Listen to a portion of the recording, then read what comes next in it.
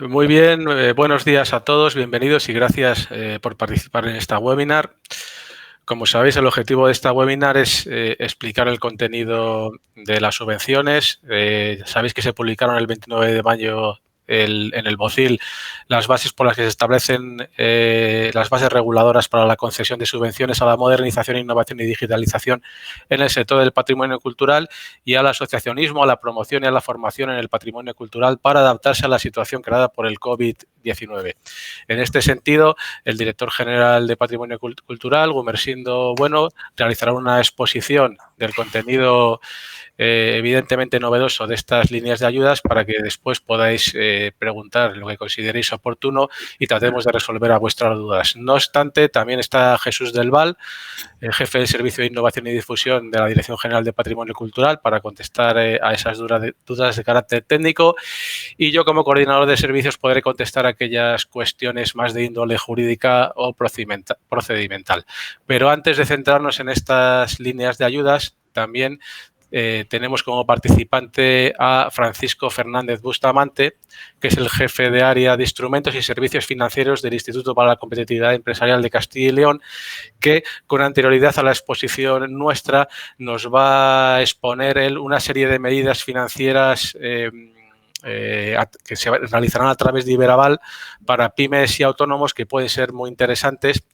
Y yo creo que lo que corresponde es que Francisco intervenga ahora en primer lugar, se abra una pequeña tanda o línea de preguntas para la intervención de Francisco y luego ya nos centremos más en esta línea de subvenciones de patrimonio cultural. Entonces, sin más, doy paso a Francisco Fernández. Gracias. Muy buenos días, muchas gracias, Francisco. Bueno, como has dicho, pues voy a intentar daros una pincelada de unas cuantas líneas de financiación que hemos puesto en marcha. Las dos últimas que veis allí están todavía en trámite, las primeras 4 ya operativas. Y simplemente dos ideas antes de ir un poco comentando cada una de esas medidas. Bueno, pues quizás sobra decirlo, pero bueno, pues estas medidas son específicas dada la situación en la que estamos involucrados, y su objetivo es intentar mitigar en lo posible los efectos que ha producido y que está produciendo el COVID en la actividad empresarial, en autónomos y pymes de nuestra comunidad. Digo bien mitigar esos efectos del COVID, y por qué quiero hacer hincapié. Iberaval y el ICE tienen otra serie de instrumentos financieros desde hace bastante tiempo a disposición de autónomos y pymes y empresarios, pero estas sí que necesitan para su justificación o para acceder a dichas líneas, bueno, justificar que la actividad empresarial se ha visto afectada por el COVID. Simplemente eso como primera idea. Y como segunda, también importante, me parece importante resaltar que tanto ICE como Iberaval, siempre lo que hacemos al estudiar una posible solicitud de una empresa es hacer un análisis económico-financiero de ese negocio. Lógicamente tenemos que confiar en que todo aquello que se aporta, la documentación, la información, los planes de negocio a futuro, bueno, pues sean coherentes y se ajusten a la realidad. Y sin más, empiezo a detallar un poco las características de estas primeras 4 líneas que, como os decía, ya están operativas, llevan funcionando pues ya unos meses, y os daré también unos datos para que veáis bueno, pues hasta qué punto están teniendo aceptación, qué número de operaciones se han hecho, etcétera. Empezamos por la primera. Como veis, la hemos denominado línea ICE COVID-19, y el objetivo es apoyar a la liquidez, el acceso a financiación de circulante para micropymes y autónomos. Aquí simplemente señalar que aunque la Unión Europea define como micropyme todas aquellas entidades mercantiles que tienen menos de 10 empleados. En esta línea, a través de Iberaval, nosotros hemos reducido ese importe, ese número de empleados, hasta 4, o sea, hasta menos de 5, para poder llegar a los más pequeños negocios, por decirlo de alguna manera. Como veis, el importe, la horquilla de importe que pueda solicitarse a Iberaval es la que veis en la presentación, desde 6.000 hasta 40.000 euros, y cuenta con una bonificación total de los costes financieros por parte del ICE. Por tanto, lógicamente es una operación financiera, no es una ayuda a fondo perdido, hay que devolver el principal que concede Iberaval, pero todos los gastos financieros son bonificados por parte del ICE. Para que tengáis una idea también de los plazos que abarca esta línea de financiación, va desde los 12 hasta los 48 meses para la amortización total y incluyen 12 meses máximo de carencia. En segundo lugar, tendríamos la línea de apoyo al mantenimiento de la actividad empresarial. Como veis, también los destinatarios allí reflejados son los pymes de los sectores que más se han visto afectados por el COVID. Y aquí lo que se intenta es que todos estos negocios bueno, pues que al haber un corte radical en los ingresos, en los próximos meses se vean bastante afectada su normal actividad, lo que se hace es un estudio de cuáles son las cuotas que debería afrontar, las cuotas financieras que debería afrontar ese negocio en los próximos meses y refinanciar esos importes para que al menos en una parte el negocio pueda olvidarse, entre comillas, de atender sus obligaciones financieras. Como veis allí también en los plazos, van desde 36 a 48 meses y también incluyen 12 meses de carencia. La tercera línea es la que hemos denominado transformación digital de empresas. Aquí no solo se financia circulante, sino también inversiones dedicadas a este concepto.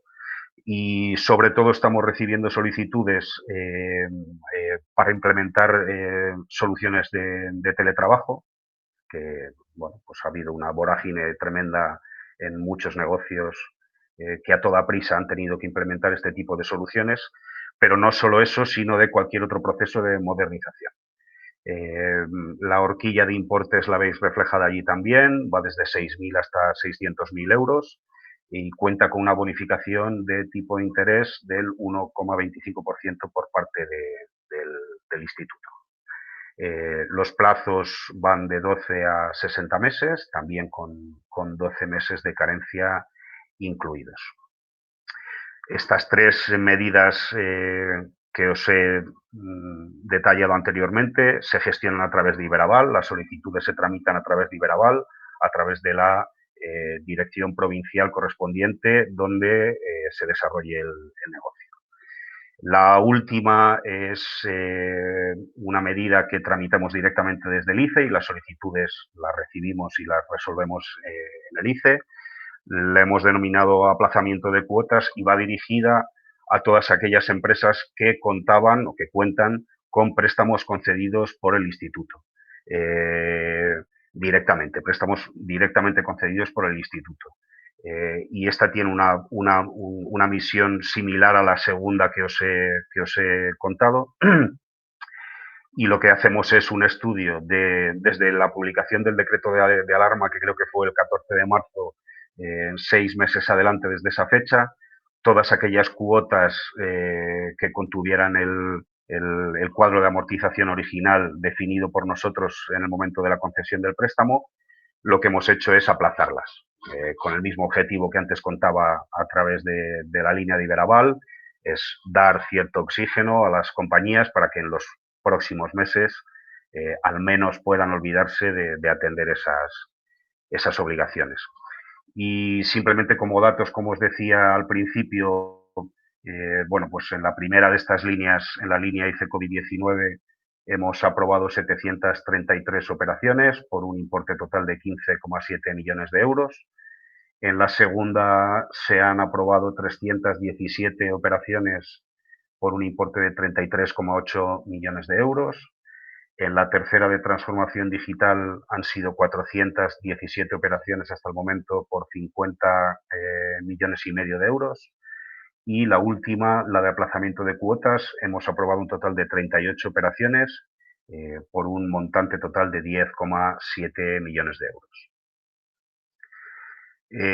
Ahora simplemente, bueno, pues dar una pincelada de estas dos medidas que estamos preparando. Tienen un objetivo en la línea de las anteriores.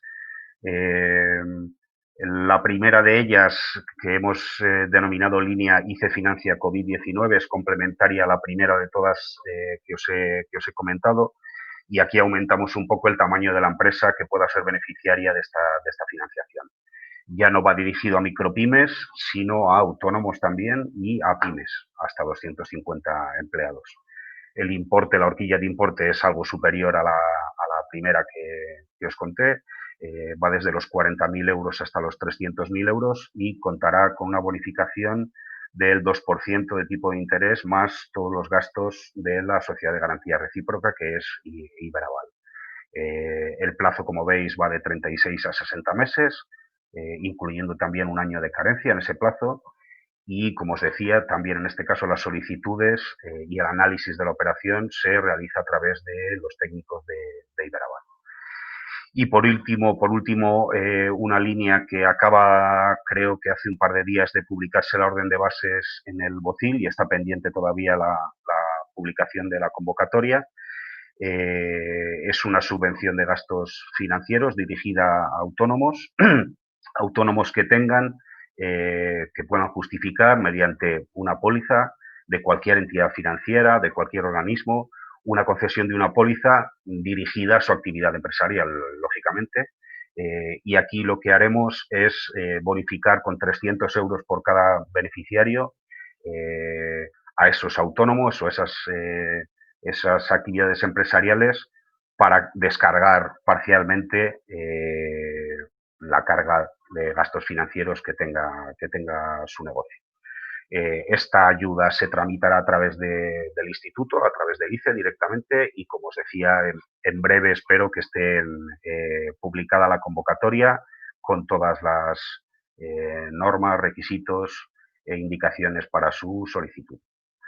Y por mi parte, simplemente terminar dando mi contacto, mi correo electrónico, porque entiendo que muchos, bueno, cualquiera de vosotros que queréis o que estéis interesados en estudiar alguna de estas líneas, entiendo que, bueno, que procedería a conocer un poco en detalle la actividad, el CENAE, los importes requeridos, estudiar documentación contable, financiera, para evaluar un poco previamente el encaje en alguna de estas líneas, y por eso ahí os dejo mi correo electrónico y os invito a cualquiera de vosotros a dirigiros a mí para poder comentar sobre cualquiera de estas líneas. Y por mi parte esto es todo. Muchas gracias y a vuestra disposición. Muy bien, Francisco, muchísimas gracias por la exposición. Veo que inicialmente no hay preguntas, pero por supuesto tenéis el contacto de Francisco para que cualquiera se pueda poner en particular en contacto con él y tratar cualquier cuestión sobre esta intervención. Muchas gracias nuevamente, Francisco. Muchas gracias. A continuación, doy paso a Gumersindo Bueno, director general de Patrimonio Cultural, que realizará una breve exposición del contenido de las subvenciones relativas a la modernización, innovación y digitalización en el sector del patrimonio cultural y al asociacionismo y a la promoción y a la formación en el patrimonio cultural para adaptarse a la situación creada por el COVID-19. Doy paso a Gumersindo. Gumer, adelante. Muchas gracias, Pancho.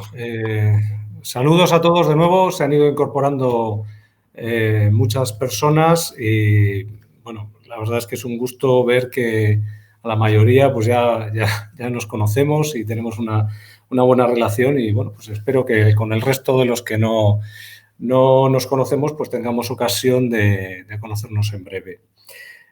No me gustaría iniciar la exposición de estas ayudas sin hacer un recuerdo y pues la verdad es que transmitir mis condolencias a aquellas personas que hayan tenido pues o hayan sufrido esta pandemia o hayan tenido algún familiar afectado por ella. O sea, es una situación de crisis muy grave que no es necesario explicar porque la hemos vivido todos de forma directa. Pero bueno, vayan mis mejores deseos y mis condolencias para aquellas personas que han sufrido directamente.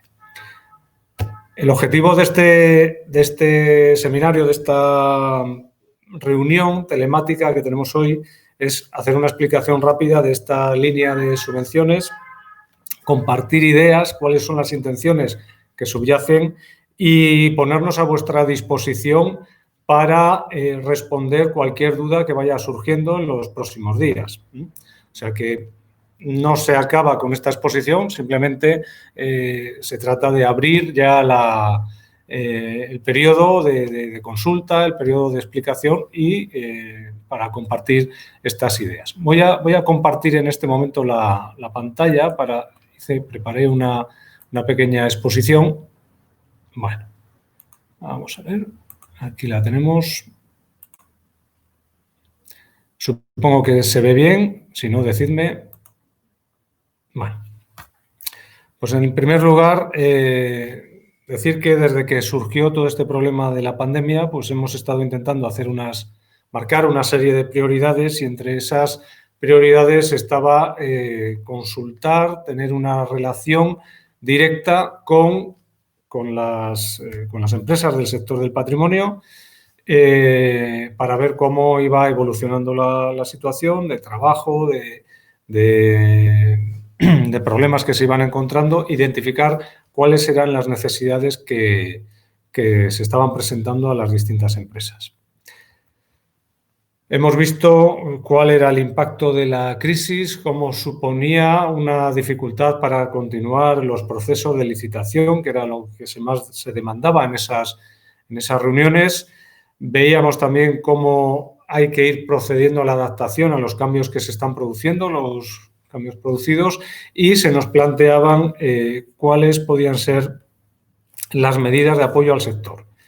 Consideramos, y yo lo digo muchas veces, que no hay una viabilidad futura del patrimonio si no tenemos un sector profesional potente, ¿no? Y eso es algo con lo que este tipo de ayudas quieren ayudar de alguna manera a generar una serie de fortalezas en el sector del patrimonio y aprovechar las oportunidades que seguramente en este momento se van a abrir. Todos los momentos en los que hay una crisis, en los que hay un cambio, se abren una serie de oportunidades que debemos de alguna manera estar preparados para aprovecharlas. ¿En qué línea vemos que hay oportunidades? Pues básicamente va a haber una alteración o ha habido una alteración de los hábitos de consumo impuestas por el confinamiento, pero que de alguna manera ya muestran ciertas tendencias que pueden quedarse hacia el futuro. Una de esas tendencias es la universalización de la comunicación digital. Eso hoy en día yo creo que no se puede negar, es una evidencia. Y por otra parte está la aceleración tecnológica. El sector del patrimonio generalmente es lento en la adopción de innovación tecnológica y por lo tanto creo que tenemos que empujar para que se produzca. En esa situación hubo una oportunidad que fue la de preparar el decreto ley 2/2020 de 16 de abril de medidas urgentes y extraordinarias, donde de alguna manera la Consejería de Cultura consiguió poner unas 2-3 artículos que hacían referencia expresamente al sector de la cultura y concretamente lo que nos reúne aquí al sector del patrimonio. De ese decreto hemos generado una orden que digamos que se enmarca dentro de las características especiales que impone el decreto ley y esta orden que ya conocéis es la que establece las bases reguladoras para la concesión de las subvenciones que estamos presentando hoy. Pensad una cosa, Este decreto nos impone que estas subvenciones no sean competitivas, es decir, que sean en concurrencia no competitiva. Nuestro pensamiento, antes de que se iniciara todo el proceso de la crisis vinculada a la pandemia, era generar unas ayudas en concurrencia competitiva para impulsar la modernización, innovación y digitalización que queríamos preparar para este año. De alguna manera, esta situación de vincularnos al decreto ley cambia simplemente la situación de ser competitiva a ser no competitiva, pero en el fondo lo que perseguimos, esa modernización, ese impulso de la innovación y de la digitalización del sector del patrimonio cultural permanece.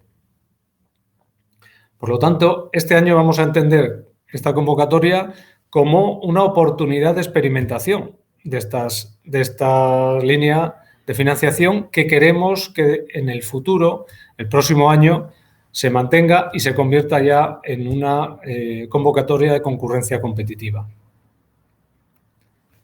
¿Cuáles son los objetivos? Pues está dicho, básicamente en el título. Modernización, innovación y digitalización del sector del patrimonio y, por otra parte, la promoción del asociacionismo y la formación vinculada o dirigida desde las asociaciones que representan al sector del patrimonio. Esto se concreta en 2 líneas.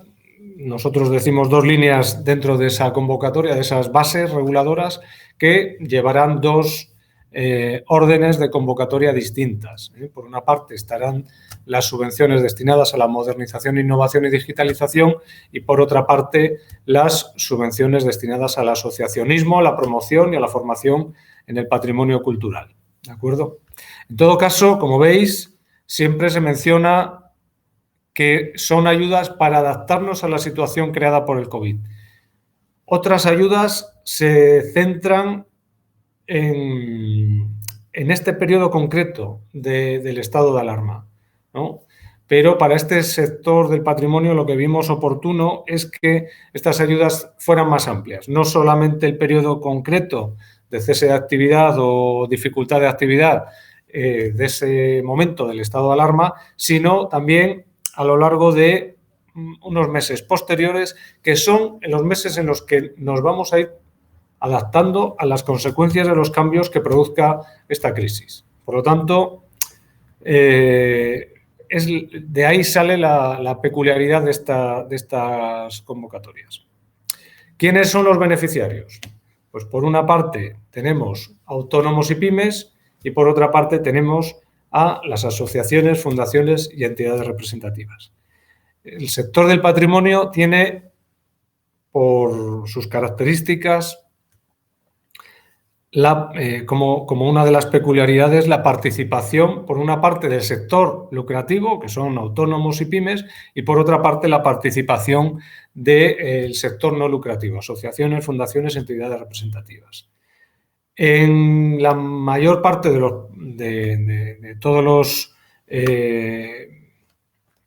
todos los procesos de licitación y concurso son el sector lucrativo, el sector de autónomos y pymes, el que participa. El de asociaciones, fundaciones y entidades representativas generalmente se queda un poco fuera de lo que es el marco de la licitación de obra o de intervenciones y, en cambio, bueno, pues queda ahí más dependiente de lo que son las subvenciones.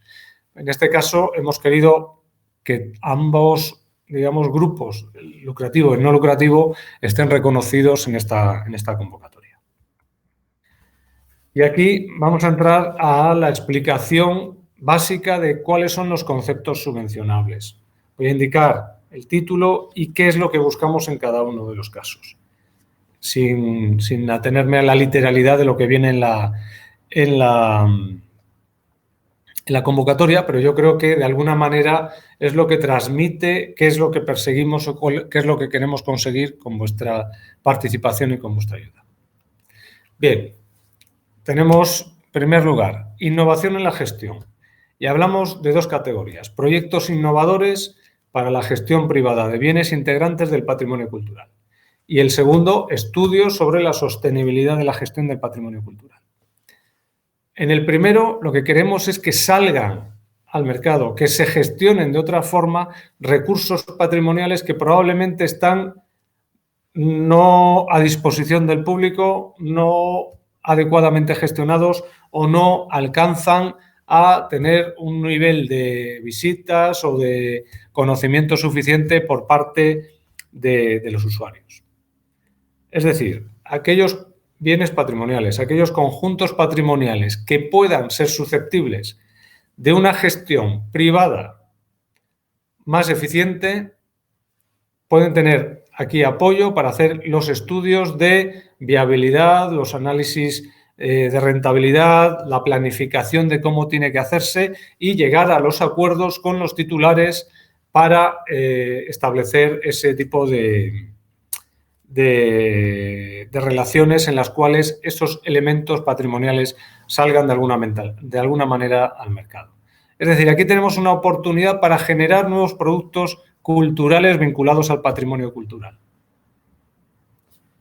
En el punto A2, lo que se apoyará será a las entidades que hagan estudios, análisis, que elaboren papers, que hagan documentos que analicen aquellos problemas importantes a los cuales se enfrenta el patrimonio cultural en el siglo XXI.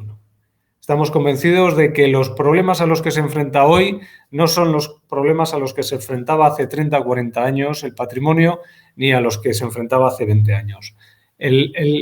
Tanto el concepto como la relación de la sociedad con el patrimonio evoluciona y en este momento de disrupción tecnológica, disrupción social, la situación a la que se aboca el patrimonio cultural puede ser distinta y yo creo que merece la pena que se haga esa labor de análisis, de extraer conocimiento para apoyar la toma de decisiones posteriores, incluso la toma de decisiones también por parte de la Administración. En el punto B hablamos de inversión en la mejora de capacidades gerenciales y técnicas. Las personas que constituyen o que forman las empresas o que forman las entidades sin ánimo de lucro deben estar al día para enfrentarse a los cambios que se están generando, para mejorar sus competencias, su cualificación de cara a hacer una mejor gestión del patrimonio cultural. En esta línea hemos planteado dos alternativas. Se apoyará a las empresas para que se hagan estudios de gestión del patrimonio cultural o gestión de empresas y, por otra parte, se darán una línea de apoyo a aquellas empresas o entidades no lucrativas que permitan a su personal hacer formación en técnicas de digitalización del patrimonio cultural. Consideramos que es esencial y se ha visto en los últimos tiempos todo aquello que tiene una presencia o una gestión digital, tiene más posibilidades de estar en el mercado, de estar a disposición del público y eso tiene ventajas respecto a otros elementos que no lo están así, tan digitalizados. Por otra parte, en el punto C tenemos innovación en la difusión y educación patrimonial. La educación patrimonial debería tener siempre una atención prioritaria por parte de todas las entidades y por parte de todas las administraciones. La manera en la que captamos la atención de los jóvenes, la que captamos su implicación y la que conseguimos que se involucren de alguna manera en esta cadena de transmisión del patrimonio y de sus valores es esencial, ¿no? Entonces, vamos a apoyar proyectos que sean novedosos, que se apoyen en recursos digitales, en todo lo que se refiere a la utilización de herramientas y dispositivos online, de tal manera que lleguemos a los jóvenes. Queremos que sean proyectos con permanencia, con una programación estable. Queremos empujar de alguna forma para que esto sea una práctica habitual de las empresas y de las entidades de Castilla y León y que de esa manera, en paralelo también a la educación patrimonial presencial, se tengan canales abiertos de forma permanente para la captación del interés y llegar a los jóvenes, ¿no? Es probablemente uno de los retos que tengamos en los próximos años es llegar con el mensaje de la conservación del patrimonio, de la puesta en valor del patrimonio, a los jóvenes que yo sospecho que no están tan vinculados como personas más mayores, ¿no? Y hay otro punto en este punto C, el punto C2, que es el desarrollo de eventos online sobre temas relacionados con el futuro del patrimonio cultural. De alguna manera, esto lo podríamos poner en relación con el A2, pero el producto es distinto. En el A2 lo que se busca son papers, son estudios, son informes. En el C2 lo que se buscan son ocasiones de debate, eventos online donde de alguna manera podamos tener esa posibilidad de analizar aquellos retos más importantes para nuestro patrimonio. A modo de ejemplo, se han incluido en las propias bases temas como la digitalización, reutilización adaptativa de elementos patrimoniales, captación de nuevas audiencias, participación social, conservación preventiva. Es decir, no es una lista privada, es una lista cerrada, pero, digamos, sirve de alguna forma para tener una orientación sobre cuáles son las áreas en las que queremos que se produzcan esta serie de eventos online. A ver si pasa la... Vaya. ¿Qué ha pasado aquí? Bien, vamos. Parecía que no pasaba la diapositiva. Y por último, en el punto D, innovación tecnológica, tenemos 4 puntos aquí. En el primero, en el D1, proyectos de experimentación de soluciones tecnológicas novedosas. Aquí lo que se trata es, como dice el título, la experimentación, la búsqueda de nuevas soluciones, de nuevas tecnologías, la aplicación de tecnologías que proceden de otras ramas del conocimiento y que se pueden aplicar a el patrimonio cultural. Tenemos una oportunidad para desarrollar tecnología, desarrollar métodos, desarrollar conocimientos que nos sirvan para nuestro patrimonio. Y es distinta de la D2, donde lo que se apoyará será la implementación o adaptación de soluciones tecnológicas conocidas para la conservación, para el conocimiento, para la protección y la gestión de bienes patrimoniales de cualquier tipo. Es decir, estamos en un caso dedicados a la experimentación, con más riesgo, con una parte de creación de conocimiento, y en el punto 2 estamos orientados a la adopción de soluciones que ya existen y su aplicación para esos fines: conocimiento, conservación, protección y gestión. En el punto D3, más específico, es el despliegue de dispositivos de monitorización de bienes inmuebles declarados BIC para conectarlo a la plataforma de territorio rural inteligente. En este caso, no se trata de conectar cualquier elemento inmueble declarado BIC a la plataforma. Se trata de conectar aquellos que presenten patologías, que presenten la necesidad de hacer una gestión remota porque tengan algún problema concreto. No se trata de poner sensórica en los edificios porque sí, sino para resolver problemas existentes, para hacer los análisis, para obtener el conocimiento necesario para hacer la gestión posterior de las intervenciones o para hacer la gestión del edificio. Y en el D4 lo que queremos apoyar son iniciativas de digitalización del patrimonio cultural. Claro, no una digitalización simple, decir, hago un 3D y lo subo a una página web. No, queremos que sea una digitalización más compleja que sirva para el conocimiento, para la documentación, para que haya una conservación preventiva, para la protección o gestión de bienes patrimoniales. Esto yo creo que marca ciertas diferencias respecto a lo que podría ser una digitalización simple. No queremos que tenga una finalidad añadida, un plus que sirva para la gestión de los bienes. Cuando hablamos de bienes patrimoniales de cualquier tipo, yo quiero resaltar aquí que también el patrimonio inmaterial puede ser objeto de muchas de las líneas de financiación que se establecen aquí. La digitalización, la tecnología, la monitorización probablemente no encaje adecuadamente, pero pensad que el patrimonio inmaterial requiere de tanta atención como el patrimonio material. Entonces, mantengamos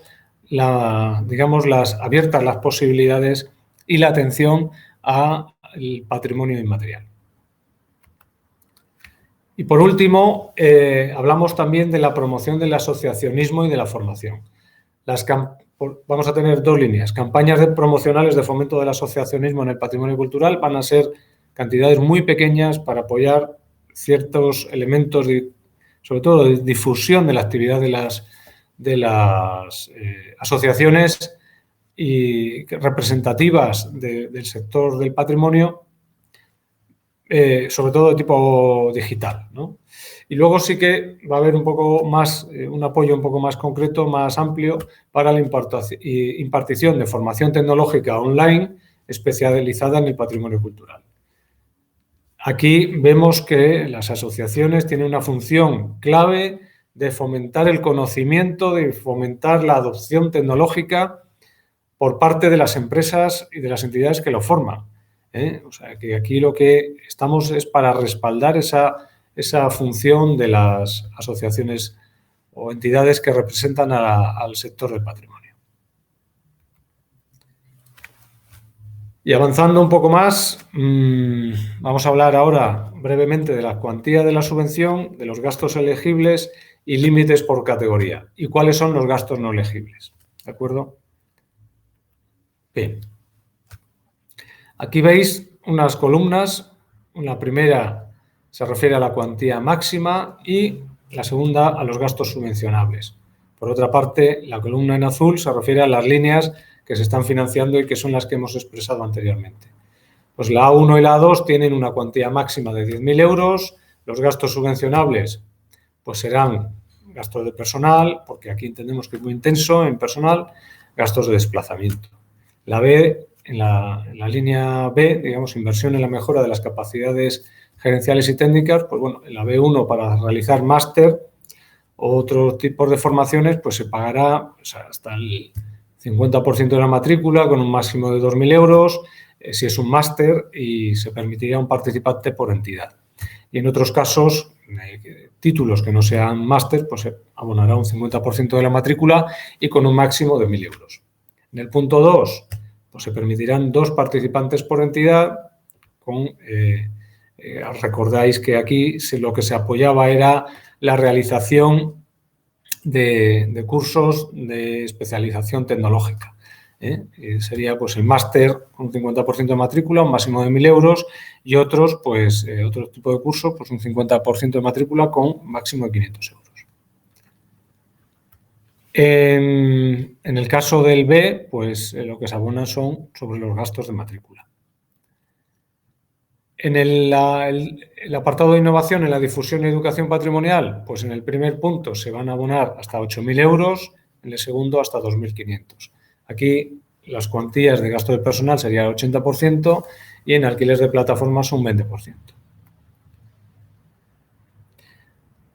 En el punto D, pues tenemos una variedad, tanto de la cuantía máxima como de los gastos subvencionables. He puesto 2 columnas en los que en una se ven cuáles son los gastos comunes a las 4 líneas o variantes y cuáles son los específicos de cada una de ellas. ¿De acuerdo? Pues bueno, podéis ver que en algunos casos pues está el alquiler de equipos, 10%, en algunos otros casos hay material fungible, en algunos sitios hay adquisición de inventariables y en otros no. En todo caso, yo creo que en la orden, hacerse un mapita sencillo de estos, pues ayuda a discernir qué es lo que se puede hacer. Y en cuanto a la promoción del asociacionismo, pues como os decía, para lo que es la promoción del asociacionismo va a haber una ayuda pequeña por cada una de las entidades representativas, 2.000 euros, y para la formación se van a sufragar hasta 150 euros la hora con un máximo de 30 horas. con la serie de categorías de gastos subvencionables que veis ahí en la columna. Cuando hablamos de gastos máximos, yo sé que la tendencia siempre es ir al máximo, pero no es necesario. No es necesario porque, bueno, luego hay que justificar bien todo y hay que tener la documentación acorde para sostener esa petición de apoyo. Importante, ¿qué gastos no serán elegibles? Bueno, pues por ejemplo, adquisición de bienes integrantes del patrimonio cultural. O sea, no sirve que digamos, voy a adquirir una ermita para hacer un proyecto. No, eso no va a ir por aquí. Las actuaciones en conservación y restauración de bienes muebles e inmuebles. Tampoco. Hay otras líneas que sirven para ello. Alquiler de ordenadores personales o portátiles. Esto no será admisible, salvo en algunos casos de bienes inventariables, cuando su destino sea propiamente dedicarlo a la ejecución del proyecto y se mantenga durante un tiempo después de la justificación. Este tipo de cuestiones son complejas. En ocasiones pueden dar algunos problemas de cara a la justificación o a las comprobaciones posteriores. Tampoco vamos a financiar la impresión o edición de materiales en papel. La preparación de materiales digitales, eso puede estar dentro de cualquiera de las líneas. Los gastos protocolarios y de representación o los gastos salariales del equipo directivo de las entidades beneficiarias. Y tampoco estarán financiados los gastos de funcionamiento ordinario de las entidades beneficiarias, que no estuvieran imputados a la realización o ejecución de las actuaciones o proyectos subvencionados. ¿Qué significa esto? Que aquellos gastos que puedan tener una inclusión dentro de los esquemas que os hemos planteado podrían incluirse, pero en otro caso no. Y luego hay otro tema que es el de la subcontratación. En las bases veis que en algunos casos se permite la subcontratación, yo creo que en todas las líneas. ¿Qué permite la subcontratación? Pues cubrir aquellos conocimientos, aquellas especialidades, aquellas actividades que la entidad solicitante no puede hacer por sí mismo. Pero tened en cuenta que lo que queremos es que sean los propios solicitantes los que ejecuten la mayor parte de su actividad. No se trata esto de facilitar el trabajo a consultoras o lo que sea que, digamos, montan un proyecto desvinculado de la acción de la empresa o de la entidad no lucrativa y que luego sabemos que dan problemas. Entonces, en algunos casos sí se permite la subcontratación cuando entendemos que puede facilitar el cumplimiento de los objetivos, pero en la mayor parte esa subcontratación estará limitada. Tiene unos límites amplios, de tal forma que si necesitáis apoyo técnico, pues por ejemplo, imaginemos que alguien quiere hacer un estudio sobre, yo qué sé, catalogación o caracterización de materiales constructivos de la época del Renacimiento, por decir algo, y necesita contratar a un laboratorio que les haga análisis, eso lo puede hacer perfectamente. Entendemos que complementa las capacidades, los conocimientos de la empresa o los conocimientos de la entidad que está solicitando la ayuda, pero no la sustituye en esa realización. Y básicamente esto es lo que quería contar yo. Luego atendemos las preguntas y, Pancho, si quieres puedes contar cómo va a ser la mecánica de presentación de las ayudas y cómo se van a gestionar. Bueno, y simplemente recordar que estamos, por si pasado este webinario, no quedan cosas claras, estamos a disposición. ¿De acuerdo? Muy bien, Gumer, muchas gracias. Yo creo que hay ya unas cuantas preguntas y en la contestación de las mismas pues se va a ver también bastantes cuestiones de la convocatoria, porque se ha preguntado ya sobre periodos subvencionables. Yo creo que en la contestación de la convocatoria lo lo vamos a contestar. En la contestación de las preguntas lo vamos a contestar todo. Bueno, en primer lugar, desde la asociación Es la Rueda y la Asociación Cultural Priorato se preguntaba si iba a colgar la presentación, y ya el soporte que tenemos, JCIL, nos ha contestado que se os notificará a todos individualmente cuándo se subirá a la red, a la web de la Junta, esta presentación para que podáis disponer de ella. En segundo lugar, hay una pregunta de Arturo Balado sobre si las nuevas empresas creadas con fecha posterior al 14 de marzo del 2020 podrán acogerse a la convocatoria. En este sentido, puedo contestar yo que las propias bases establece que la actividad de la empresa tiene que ser anterior al 15 de marzo del 2020. Por lo tanto, la respuesta en este caso sería negativa. Hay otra pregunta de Raquel Jaén González sobre qué se entiende por reutilización adaptativa de elementos patrimoniales. Yo no sé si, Gumer, tú aquí podrías dar alguna pincelada. Bueno, hay toda una línea de discusión sobre ese concepto.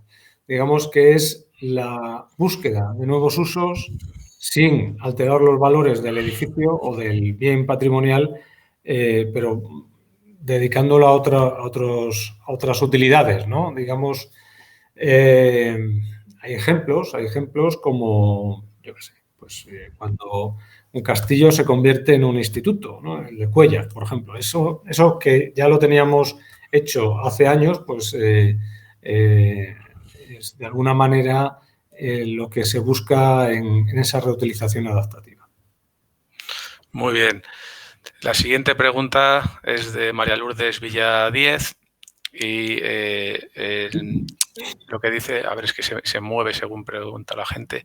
Vale, dice que si la creación de una web y vídeos de monumentos sería el concepto D1 o D4. Yo lo vincularía más con el D4 en esta ocasión, porque el D1 se habla de proyectos de experimentación y soluciones tecnológicas novedosas. Yo no sé si opinas tú lo mismo, Gomer. Yo creo que iría más al D4, pero bueno, ya hemos dicho que la finalidad tiene que ser más amplia, aunque ponga ahí que la difusión y promoción de los bienes patrimoniales tiene que tener una ambición, no ser simplemente un recopilatorio. No la mera difusión. No la mera difusión. Bien. Perfecto. Ya está Jesús, que ha tenido problemas. Jesús. No, yo creo que en lo que estáis planteando ahora mismo es que los proyectos de experimentación de soluciones tecnológicas no serían exclusivamente pues lo que está planteando de hacer vídeos o tal, tienen que ser bastante más amplios en sus objetivos y en sus contenidos, ¿no? Bueno, la experimentación requiere generar nuevo conocimiento. Hacer un vídeo ya existe, vamos, ya entendemos que ya, digamos que eso ya es suficiente. Muy bien, la siguiente pregunta es si se podría, de María Lourdes Villa, si podrían optar a más de una línea. Las líneas son independientes. Por un lado está la de modernización y luego está el tema de formación y asociacionismo. Por lo tanto, al ser dos líneas independientes, se podría optar a ambas líneas, pero es importante tener el concepto de beneficiario de ambas líneas. Tenéis que mirar bien quién puede ser beneficiario de una línea y de otra. La línea de formación y asociacionismo es más específica para entidades representativas del sector, por ejemplo. Entonces sí que se puede optar a ambas líneas, pero es importante que veáis bien cuál es el concepto de cada beneficiario para poder optar. Sí que se podría dar el caso de que algunos beneficiarios pudieran optar simultáneamente a ambas líneas. La siguiente pregunta de Pedro Martín Lerones es: ¿cuándo está previsto que salga la convocatoria? Gracias. Pues estamos trabajando a contrarreloj, como ha sido todo este proceso. Y bueno, tenemos previsto culminarla ya con asesoría jurídica del Servicio de Normativa esta semana y esperamos que a lo largo de la semana siguiente, a principios, si pudiera ser, pudiese estar publicada en el boletín. Siguiente pregunta de Víctor Álvarez. En la línea B1 entiendo que entonces no es preceptivo que los estudios tengan la categoría de máster. Estoy en lo cierto. La propia definición del concepto habla de estudios de máster y de otros. Por lo tanto, también tendrían cabida estudios que no son de máster. Yo no sé si estoy en lo cierto, Gumer, Jesús. Sí, lo que ocurre es que en esa línea lo que se apoya, digamos, es para que los trabajadores de las entidades, de las empresas, cursen, se beneficien formándose y mejoren el conocimiento o competencia de las empresas. Esto no es que una entidad se ponga a impartir un curso de estos, ¿de acuerdo? No sé si eso quedó claro. Bien, si no queda claro se puede volver a reformular la pregunta. La siguiente pregunta de Pilar Pérez Fernández.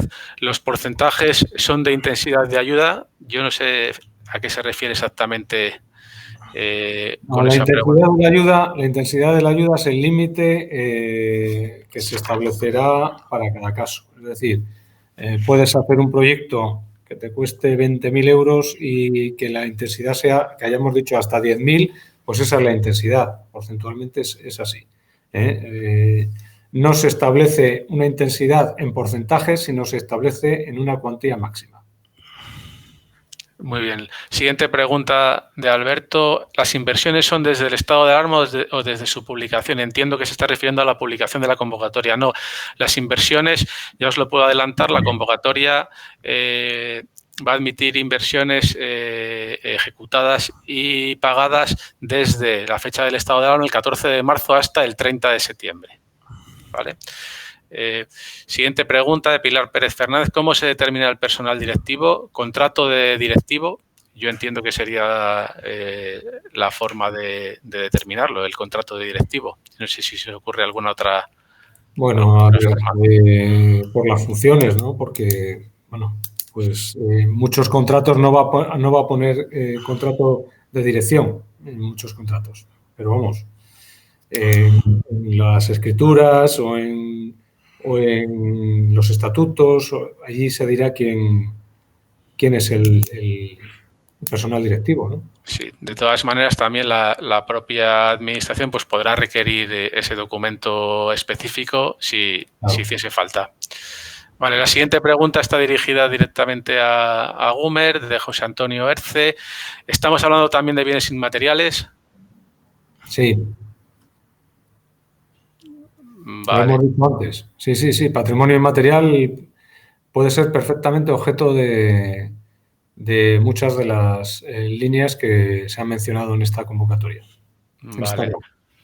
La siguiente pregunta de José Antonio Erce. ¿Las fundaciones han sufrido un fuerte parón en sus actividades? ¿La reanudación de algunas de estas actividades se puede ver apoyada por estas medidas o tienen que ser nuevos proyectos? Bueno, ahí yo creo que una de las finalidades de este decreto era apoyar al sector, apoyar la reanudación, apoyar que se conservara el empleo. Entonces, si algunas de las actividades, salvo aquellas que se refieren, por ejemplo, a experimentación, encaja dentro de alguna de las líneas, pues yo creo que se podría admitir. Pero tened en cuenta una cosa, o sea, hay algunas como, por ejemplo, la experimentación, la celebración de eventos, la creación de proyectos de educación patrimonial online. Eso van a ser nuevos, ¿no?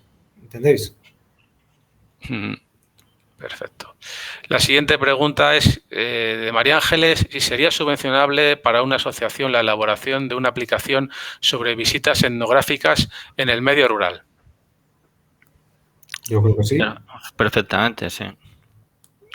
Muy bien. La siguiente de Luis Carlos López. Las asociaciones sin ánimo de lucro solo pueden optar a las de promoción del asociacionismo y formación. No, pueden optar también a las de modernización. Las asociaciones pueden optar a ambas líneas. Tened en cuenta una cosa. En aquellas que van a la promoción del asociacionismo y se refiere a entidades representativas del sector.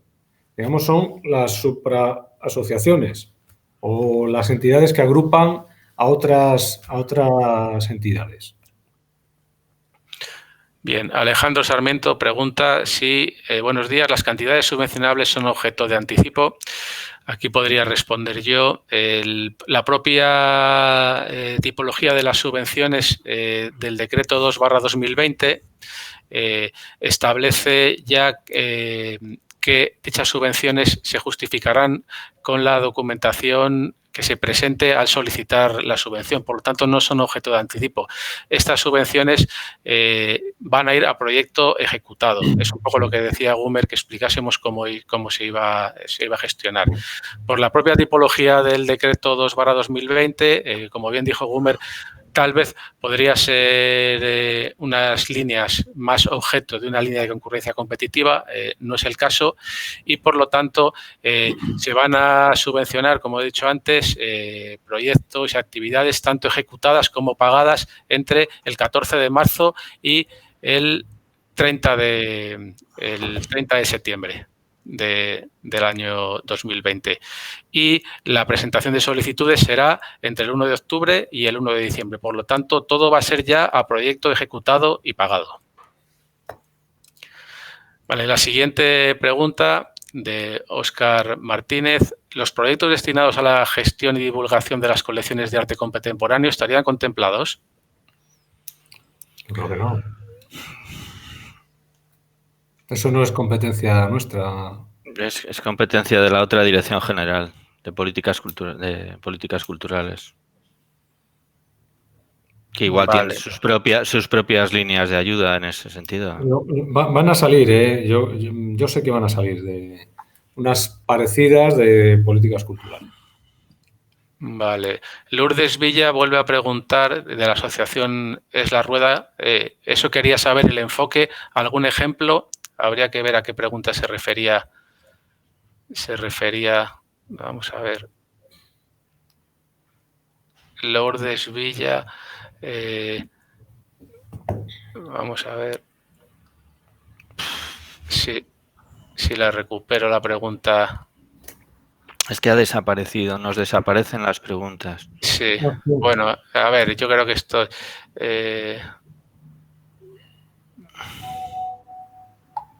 Lourdes Villa preguntó por la web y los vídeos irían a D1 o D4 y luego aquí, por otro lado, es que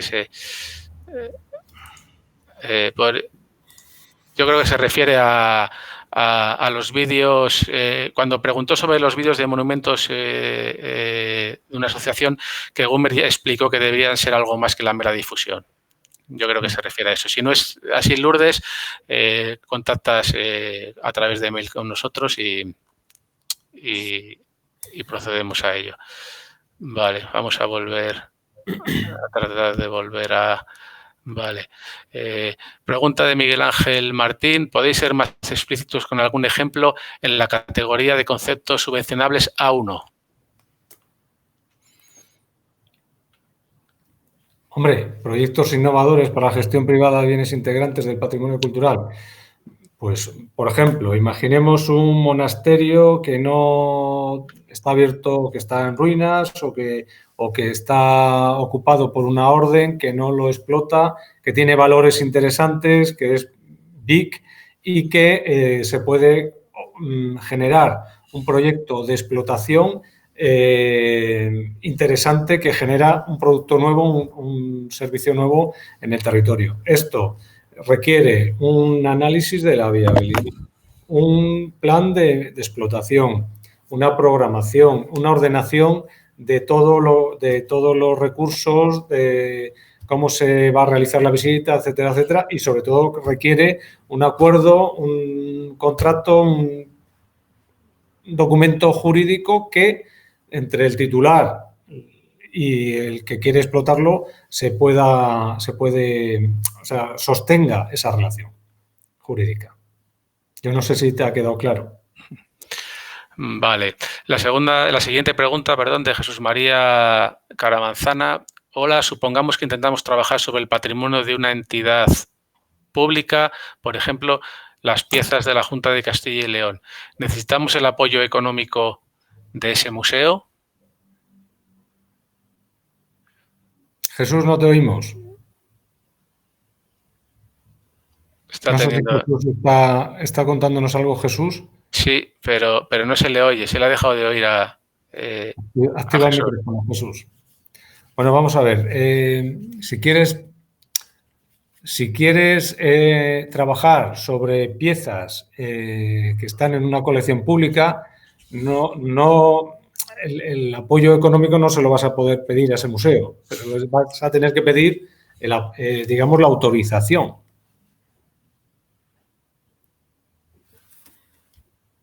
Y un consentimiento. Jesús, ¿estás diciéndonos algo?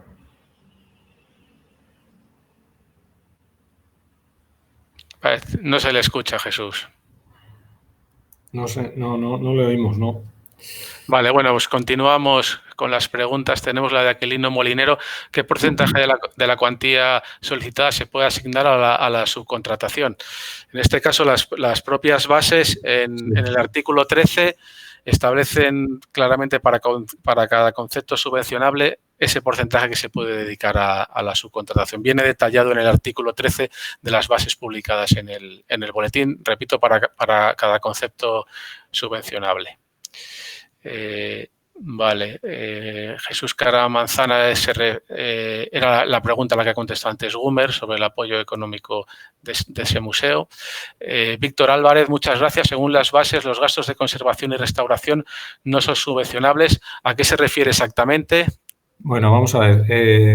Aquí se plantean proyectos más bien de tipo tecnológico. No se va a financiar, no se va a apoyar lo que sería el gasto. Por ejemplo, tú imagina que tienes un elemento patrimonial y quieres hacer un proyecto de digitalización. Pues una intervención de restauración, eso no se va a financiar. O quieres hacer un experimento, un desarrollo tecnológico y necesitas pues una actuación, una intervención, una restauración. Ahora se te oye, Jesús. Sí, Jesús, ya. Vale. Esto no se financia. Te hemos perdido bastante rato, Jesús. Estabas diciendo cosas y no te oíamos. Pero bueno, eran poco interesantes con respecto a las vuestras. No vaya. Bien, continuamos. La siguiente pregunta de Monse Jiménez. Sí, Jesús, si querías decir algo, perdona. No, en lo que planteabas antes de las propuestas en el A1, yo creo que es que lo que hemos querido hacer precisamente es un abanico de oportunidades en relación con los proyectos en relación con ello. Entonces, en nuevas estrategias de interpretación, en nuevos servicios guiados y de utilización de técnicas de comunicación y difusión digitales, pues hay un amplio espectro de posibilidades de proyectos, ¿no? Bien. La siguiente pregunta de Monse Jiménez. Buenos días. Me gustaría saber si se entiende como innovación tecnológica aquellos proyectos de experimentación e investigación que no posibiliten la gestión telemática, sino que sea dependiente de un técnico. Muchas gracias. Pues yo es que no entiendo muy bien la...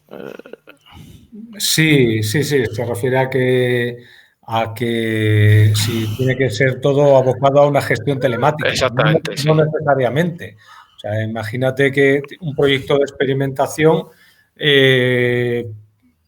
sobre conservación no tiene por qué ser, por ejemplo, de utilizar tecnología remota. O sea, que eso no hay esa restricción. Ahora, hay dos modalidades. Una que lleva experimentación de nuevas soluciones y otra aplicación de nuevas tecnologías. Son cosas distintas. Bien, la siguiente pregunta de Mar Barbero. Se ha hecho mención a ayudas específicas para tareas de conservación y rehabilitación de bienes patrimoniales. ¿Cuándo se tiene previsto que salgan estas? Y por otra parte, si las tareas de conservación están vinculadas a formación especializada, ¿podría incluirse este apartado? Entiendo que en el apartado de formación de estas. Respecto a la primera pregunta, puedo contestar yo que está prevista también la publicación rápida y durante este mes de esas ayudas que tradicionalmente se vienen publicando para la conservación y rehabilitación de bienes patrimoniales. Y en cuanto a la segunda pregunta, yo no sé si Gumer o Jesús podrían contestar. Estoy buscando. Lo que se busca aquí como formación, entendemos que son más de tipo online, ¿eh? Y en todo caso, esas tareas de esas intervención o mantenimientos, eso no entra dentro de esta línea. Queríamos separarlo expresamente, tener en cuenta que ya va a haber otras convocatorias que cubran esos gastos. Bien, la siguiente pregunta de Miguel Ángel García. Buenos días. ¿Se puede solicitar una app que aparezcan más aspectos que el patrimonio, aunque este sea el principal? Vamos a ver. Jesús, vale. Bueno, en principio, evidentemente, estas ayudas son para cualquier acción que tenga que ver con el patrimonio cultural. Sí.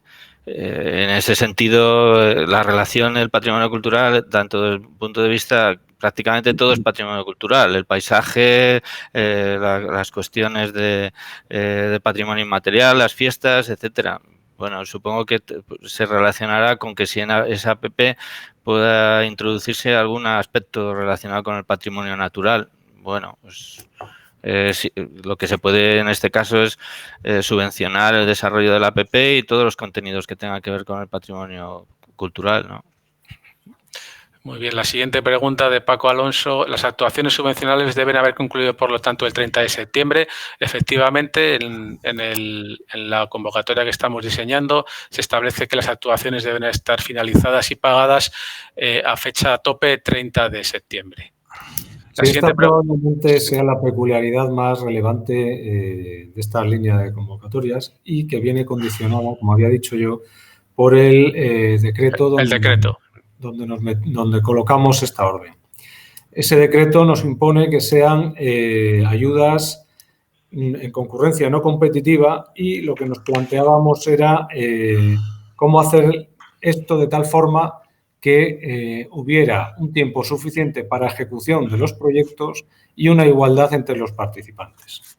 Entonces, la única manera que vimos es que fuera proyecto ejecutado, que la solicitud venga acompañada con la justificación bien hecha de haber cumplido el proyecto y además con todos los gastos pagados. El plazo para ello de presentación de solicitudes y la documentación acreditativa de la ejecución del proyecto se abrirá, si no me equivoco, el día 1 de octubre y durará ¿hasta cuándo? Hasta el 1 de diciembre. ¿Hasta el 1 de diciembre? Hasta el 1 de noviembre. De diciembre está puesto, sí, 2 meses. Vale. 2 meses. Ahora es importante también tener en cuenta que esta línea de subvenciones se van concediendo por orden de entrada. Es decir, siempre que se considere que la documentación está completa, hay prioridad de entrada y se va concediendo la subvención por orden de entrada. Esto es un matiz muy importante que deviene, como hemos dicho, de la filosofía de estas subvenciones del decreto 2/2020. La siguiente pregunta de Raúl Martín Vela. ¿Estas subvenciones se aplican a proyectos de investigación? Desde el punto de vista de que cualquier estudio, cualquier proyecto de innovación puede ser una investigación, pues si es el concepto de investigación aquí tiene que ver con la línea de ayudas, con la innovación, con el análisis, con la documentación, ¿no? Bien. Perdón, me he saltado una... sigue, Gumer, que me he saltado una pregunta de Beatriz que luego vuelvo con ella. Continúa, digo que siempre que lo solicite un autónomo, una empresa o una entidad vinculada al patrimonio que se pueda demostrar. O sea, que se pueda demostrar que está vinculada al patrimonio, según la documentación que se va a pedir. Bien. Beatriz pregunta ¿cuántos proyectos se pueden presentar? 3 en total de diferentes conceptos subvencionables o pueden ser 3 del mismo. En la línea de modernización se pueden presentar 3 en total y en la convocatoria va que tienen que ser de diferentes conceptos subvencionables, esos 3. Para la línea de formación y asociacionismo se podrá presentar una única solicitud con un máximo de una campaña promocional y para el concepto subvencionable A y con un máximo de 3 actividades formativas para el concepto subvencionable B. Pero en cuanto a la línea de modernización, esos 3 conceptos subvencionales tienen que ser diferentes. Sí, hay que resaltar nuevamente que la línea de promoción del asociacionismo está dirigida a entidades representativas del sector del patrimonio. Exactamente, sí, hay que tener ahí bien en cuenta el concepto de beneficiario que aparece redactado en las bases. Siguiente pregunta de Valeriano Blanco. Simón, ¿se incluyen ayudas a la promoción digital / difusión del patrimonio cultural del medio rural tipo QR? ¿Y en qué apartado estaría incluido? Bueno, pues eso estaría en el D4, ¿no? Sí. Incluso en el D1. Hombre, lo que pasa es que tenemos que ir a soluciones a un estudio novedosas. Eso es. Soluciones tecnológicas novedosas. Bien, nos pregunta José Miguel Rodríguez que qué dotación económica tiene en conjunto la línea de subvenciones y qué proporción de cada una de estas dos líneas.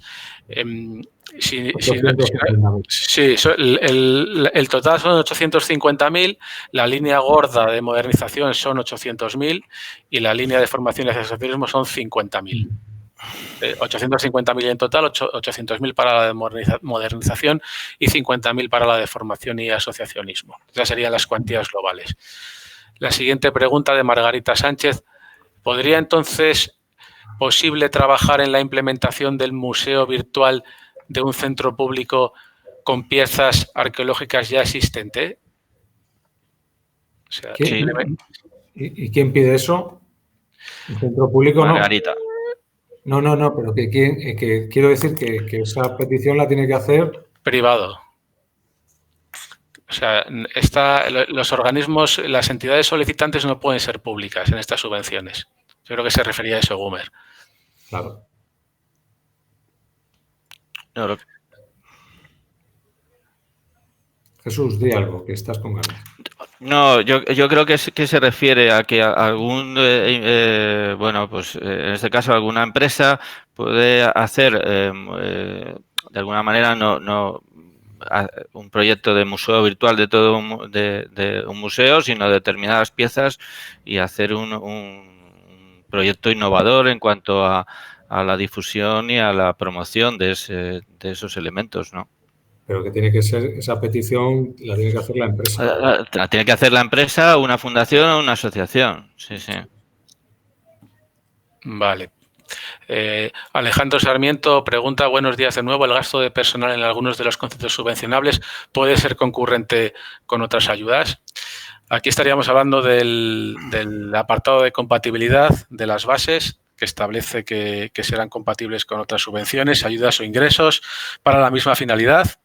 Y como suele ponerse en las bases de subvenciones, el importe de la subvención en ningún caso podrá ser de tal cuantía que aisladamente o en concurrencia con otras subvenciones, ayudas o ingresos o recursos supere el coste de la actividad subvencionable. Por lo tanto, inicialmente la respuesta sería sí. Hay que tener también en cuenta que estas ayudas entran dentro del concepto de minimis de la Unión Europea y, por lo tanto, también se deberán respetar esos porcentajes de suma de ayudas pequeñas que no podrán superar esas cuantías establecidas por los reglamentos europeos. Pero, bueno, la compatibilidad sí que sería posible en un primer momento. La pregunta de Carmen Frías, todas las líneas se dirigen esencialmente a la digitalización y promoción tecnológica. ¿Se plantea en la Dirección General otro tipo de apoyos para la difusión y promoción con presencia física de participantes, con la pretensión de contacto directo con el patrimonio y la dinamización del territorio que falta hace? Gracias. Vamos a ver. la adaptación a la situación generada por el COVID impone que estas medidas sean más de tipo digital. Ya se hacen o se han hecho hasta ahora acciones presenciales, pero realmente lo que faltaba también es una difusión digital importante.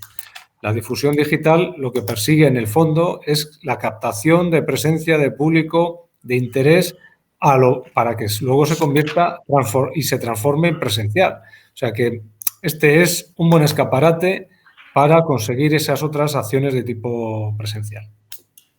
Pero vamos, que en el futuro, cuando se supere esta situación generada por el COVID, pues habrá que replantearse cómo van a ser las ayudas para la educación patrimonial. Pero pensad una cosa, en la mayor parte de los canales, la gente joven, la gente más joven, utiliza mayoritariamente canales digitales para interrelacionarse.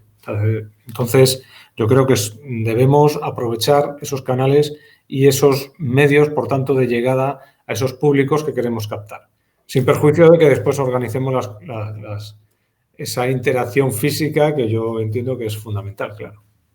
Bien, la siguiente pregunta de Carmen Aguirre Gómez Corta. ¿Existe alguna restricción en cuanto al tipo de fundación que puede acceder a las subvenciones? En el BOE del 29 de mayo se menciona solo fundaciones de carácter privado.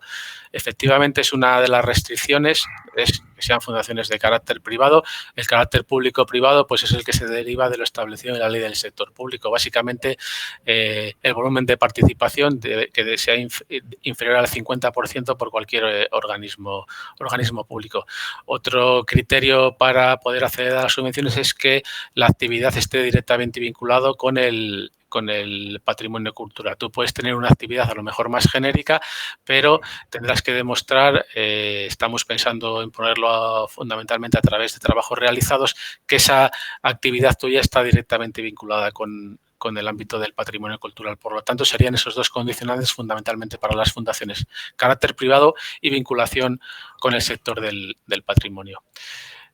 Pregunta Raquel: para pedir la subvención de fomento del asociacionismo en el patrimonio, ¿es imprescindible, como he querido entender a Gumersindo, que debemos de ser entre varias asociaciones, es decir, supraasociaciones? Gumer, yo no sé.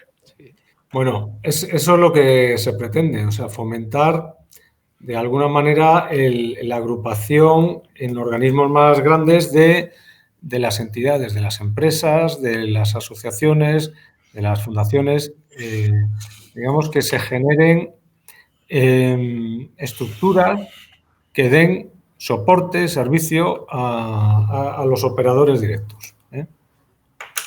Bien, siguiente pregunta de Víctor Álvarez. En cuanto a la asignación de fondos, cuando se abra el plazo en septiembre, ¿se irán asignando fondos por orden de entrada mientras sean proyectos elegibles o habrá algún tipo de valoración de la calidad del proyecto para asignar fondos? Pues aquí, como bien ha dicho Gumer, para el año que viene tenemos la intención de que estas líneas de subvenciones sean de concurrencia competitiva, donde ya se establece un criterio prioritario de asignación de los fondos por calidad del proyecto. Aquí trataremos de que en la documentación justificativa se presenten una serie de documentos que traten de asegurarnos y de poder determinar esa calidad del proyecto, pero efectivamente la asignación de fondos, si son proyectos elegibles, de acuerdo con las bases de la convocatoria, se va a hacer por orden de entrada, pero por la propia tipología de las subvenciones, como hemos dicho, que vienen del decreto 2/2020. Eso no es óbice para que yo creo que todos debemos comprometernos en generar calidad de los proyectos. O sea, el hacernos la trampa al solitario no va a generar ningún efecto positivo en el sector del patrimonio. Será un atajo y yo creo que lo que tenemos que impulsar entre todos son buenos proyectos, impulsar la excelencia y transformar este experimento que estamos haciendo ahora en una línea habitual de apoyo a la innovación en el sector del patrimonio. O sea que, y luego hay que tener en cuenta que, claro, pues hay que presentar una documentación, hay que justificar bien la acción y luego se está sometido también a un periodo de verificación, tanto por la Dirección General de Patrimonio como por la intervención de la Junta. O sea que Yo estoy convencido que las empresas, las entidades del sector del patrimonio quieren aprovechar esta oportunidad para ir mejorando y para ir dando calidad y mayor, y sobre todo avanzar en el campo de la digitalización. O sea que yo creo que no vamos a tener ningún problema. La siguiente pregunta de Anonymous. Para presentar un solo proyecto, ¿pueden unirse varias empresas autónomos? Pues la verdad es que aquí no nos habíamos detenido a este punto. Yo entiendo que, según lo establecido en el apartado de beneficiarios, estamos hablando de personas, de pymes y autónomos con carácter individual. Pero no cumpliría el requisito de tener actividad desde el 15 de marzo, esa unidad. Sí, efectivamente, es una unidad nueva que concurre efectivamente para este concepto subvencionable, no estaría vigente, como puntualiza Gumer, antes de la fecha del estado de alarma. Hombre, también hay, perdona, en ese sentido, sí. lo que se ha previsto es la subcontratación precisamente para que varias empresas con objetivos y con un desarrollo diferente puedan complementarse para hacer una propuesta. Es verdad que en este caso tiene que ser una la que la presente, ¿no? Bien. La pregunta de Esther: ¿podrían entrar en este tipo de ayudas la compra de material de megafonía para visitas guiadas por los problemas que surgen ante la nueva situación de distancia de los visitantes? Aquí lo que se pretende es que esas visitas guiadas sean diferentes, que tengan un carácter innovador. Luego, la cuestión tecnológica de cómo se desarrollen, pues para nosotros sería secundario, ¿no? Sí. Vale. Alejandro Sarmento, buenos días de nuevo. ¿En qué fecha estimáis será objeto de resolución la convocatoria? Yo no sé si se refiere a la publicación de la convocatoria, que como he dicho será en breve, esperamos que la semana que viene esté convocada, y luego la resolución propiamente dicho de la convocatoria, como hemos dicho, el plazo de presentación de solicitudes se abrirá el 1 de noviembre y 1 de noviembre, yo no sé si lo he dicho bien ya, Gumer, que me estoy liando. 1 de diciembre.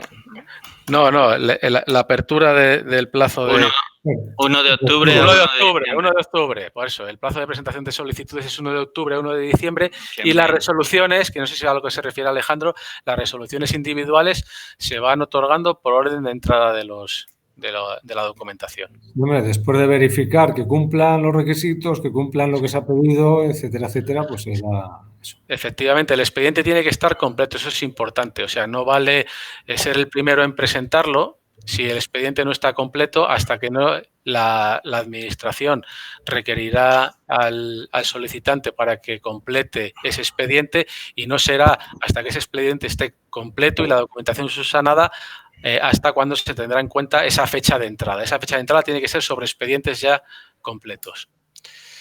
Zoilo pregunta: hola, muy buenas. Las intervenciones de restauración no vienen cubiertas por esta línea, pero creo haber entendido antes a Gumersindo que, por ejemplo, un proyecto de digitalización que contenga como objetivo restituciones virtuales o recreaciones sí podrían entrar intervenciones de investigación como georradares o del estilo. ¿Es así? Sí, eso sí. Lo que no puede entrar es hacer una reparación de un arco. Vale. La siguiente pregunta de Anonymous: buenos días, el proyecto debe estar terminado el 30 del 9 del 2020. Por ejemplo, si empiezo un máster que termina más tarde, ¿es válido? Pues ahí lo que se va a pedir es la presentación de la matrícula. De la matrícula y la factura. Por lo tanto, eso si está efectivamente... que dura más tiempo. Un máster de gestión puede durar 2 años tranquilamente. Efectivamente, si está pagado con fecha antes de 30 del 9, esa matrícula sí que entraría.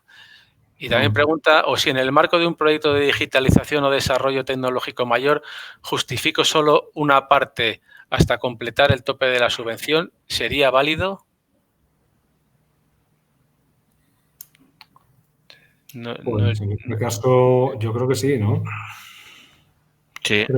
Deberías contar un poco más, pero sí, se admitirá eso. Vale. Gracias. Sería una entidad privada. Bueno, es Margarita que contesta. A la pregunta que hacía antes sobre el Museo de Titularidad Pública, virtual. dice que es una entidad privada, entonces sí que podría concurrir. Vale. La siguiente pregunta de Gloria Hernández. ¿Cómo se tendrán en cuenta los gastos de personal en el caso de socios de sociedades profesionales o unipersonales? Pues, a ver, es una pregunta muy específica esta, que nos tendríamos, yo entiendo, que una nómina, ¿no? Sí. Con las nóminas. Bueno. Sí. De todas maneras, en la convocatoria es donde se detallará concretamente y uno a uno qué tipo de documentación es la que se tiene que presentar para acreditar esos gastos de personal. Pero lógicamente no sirve con subir la nómina circunstancialmente en el proyecto, ¿eh? Vale. Anonymous vuelve a preguntar: buenos días. Se ha señalado que no se subvenciona el gasto salarial del equipo directivo, pero en el caso de sociedades limitadas, donde los propios socios son autónomos y forman parte del equipo técnico y de la ejecución del proyecto, ¿serían subvencionables en este caso las facturas? Pues hombre, eso habrá que estudiarlo en cada caso. El principio general es que no se pagan los gastos de equipo directivo, pero se entiende sobre todo por la falta de implicación directa en la ejecución del proyecto. En el caso que, por ejemplo, a un autónomo no sería aplicable, ¿quién es el equipo directivo o el equivalente? Pues no sería. En caso de micropymes tampoco. Estamos hablando de que esa exclusión se refiere sobre todo a los casos en que se pretenda incluir como gastos indirectos del proyecto los salarios de equipo directivo. Bien, pregunta José Antonio Erce por un consorcio no societario de fundaciones y o profesionales. Cada vez las preguntas son más difíciles. Sí. Vamos a tener que pedir el comodín de la llamada. El comodín de la llamada. Llamamos a... Sí. No, hombre, aquí habrá que estar también a la personalidad jurídica de ese consorcio. Yo entiendo que si también está constituido como entidad sin ánimo de lucro, pues podría entrar perfectamente. Y su finalidad anterior también a la fecha del estado de alarma está vinculada con el ámbito de patrimonio cultural, pues entiendo que sí que podría entrar. Y luego aquí simplemente es una apreciación de Gloria Hernández. Los socios profesionales no tienen nómina. Vale, admitimos ya... En algunos casos. Sí. No tienen, pero en otros sí. Sí. Admitimos un par de preguntas solo porque teníamos hasta las 2, ¿de acuerdo? Buenos días. Entiendo que un arqueólogo autónomo podría optar a una subvención para realizar cursos de formación, por ejemplo, de entorno SIG o CAD, bien online o presencial. ¿Es correcto? ¿Qué porcentaje o tope del importe de la matrícula se subvenciona? Muchas gracias. Pues podría y los porcentajes vienen en la convocatoria. Hemos dicho que hasta 500 para los cursos técnicos. Muy bien. Bueno, pues yo creo que le podemos dar por cerrado ya el turno de preguntas. Por supuesto, podéis poneros en contacto con la Dirección General del Patrimonio Cultural en cualquier momento a través del correo de la Dirección General que encontráis en la web de la Junta o a través del teléfono de información de la Junta, el 012, a través del SIAO o de cualquier mecanismo de comunicación establecido por parte de la Junta de Castilla y León, y os contestaremos uno a uno a todas las solicitudes. Por supuesto, cuando se realice la convocatoria en una semana también se establecerá un cauce de comunicación y de solicitud de dudas específico para estas líneas de subvenciones. Y sin más, pues agradeceros a todos la amplia participación. Esperamos que en la medida de lo posible os hayamos solucionado y contestado las dudas de estas líneas tan novedosas, pero bueno, yo creo que sobre todo con las aportaciones técnicas tanto de Gumer como de Jesús habrán podido quedar contestadas en su mayor parte. Yo no sé, Gumer y Jesús, si queréis decir algo antes de cerrar. Nada. Muchas gracias a todos por vuestra presencia. Gracias por la participación, quedamos a vuestra disposición y es momento ya de empezar a ejecutar los proyectos, porque la convocatoria tampoco va a traer muchas novedades en cuanto a los conceptos. Las líneas que se han explicado aquí y que se han incluido en las bases reguladoras son las que se van a desarrollar. Y nada, y sobre todo, sí, Jesús. Que si desde el punto de vista técnico tenéis cualquier pregunta, aparte de las que habéis realizado, pues que estamos a vuestra disposición. Exactamente. Muy bien. Pues nada, nos despedimos. Muchas gracias a todos. Adiós. Hasta luego.